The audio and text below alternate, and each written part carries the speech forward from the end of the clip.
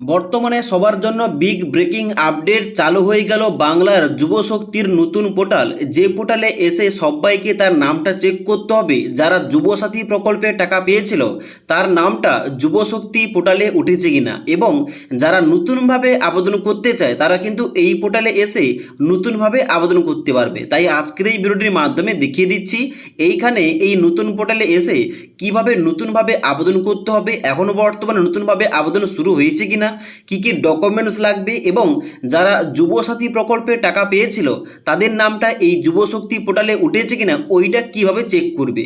ওকে, তো এখানে কিন্তু অনস্ক্রিন দেখতে পাচ্ছ আমি কিন্তু এই যুবশক্তির নতুন পোর্টালটা ওপেন করে রেখেছি।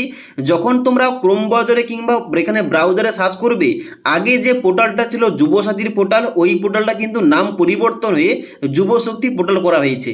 তো অনস্ক্রিন দেখতে পাচ্ছেন আমি কিন্তু এই যুবশক্তির নতুন পোর্টালটা ওপেন করে রেখেছি। আগে যে পোর্টালটা ছিল যুবসাথী পোর্টাল, ওই পোর্টালটার নাম চেঞ্জ হয়ে এখন কিন্তু বর্তমানে হয়ে গেছে বাংলার যুবশক্তি পোর্টাল। এই পোর্টালের লিঙ্কটা হচ্ছে যুবসাথী.wb.gov.in।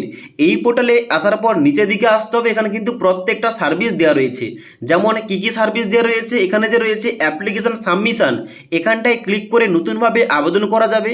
ডান দিকে রয়েছে অ্যাপ্লিকেশন স্ট্যাটাস, এখানটায় ক্লিক করে যারা যুবসাথী প্রকল্পে টাকা পেয়েছিল তাদের নামটা যুবশক্তি পোর্টালে উঠেছে কিনা তারা কিন্তু এখানে স্ট্যাটাস চেক করতে পারবে। এবং তার সঙ্গে সঙ্গে যারা নতুনভাবে আবেদন করবে তার এখানে অ্যাপ্লিকেশনটা কি অবস্থায় রয়েছে তারা কিন্তু এখান থেকে চেক করতে পারবে।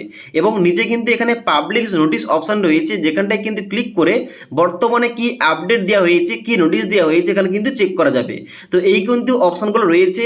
তবে এখন বর্তমানে এই মুহূর্তে এই অপশানগুলো কাজ করছে না।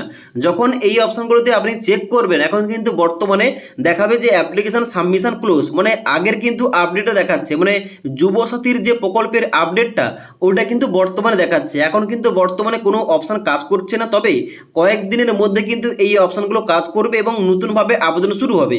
যার জন্য অবশ্যই যারা আপনারা নতুনভাবে আবেদন করতে চান অবশ্যই কিন্তু এই পোর্টাল থেকে আবেদন করতে পারবেন। আর নতুনভাবে আবেদন শুরু হলে এবং স্ট্যাটাসটা কীভাবে চেক করতে হবে, যে যুবসাথী প্রকল্পে যারা আবেদন করেছিল কিংবা টাকা পেয়েছিল তাদের নামটা এই প্রকল্পে উঠেছে কিনা কিভাবে চেক করতে হবে এই পোর্টাল থেকে চেক করা যাবে। সমস্ত লিঙ্কগুলো অ্যাক্টিভেট করা হলে অবশ্যই কিন্তু এই চ্যানেল থেকে আপনারা আপডেটটা পেয়ে যাবেন।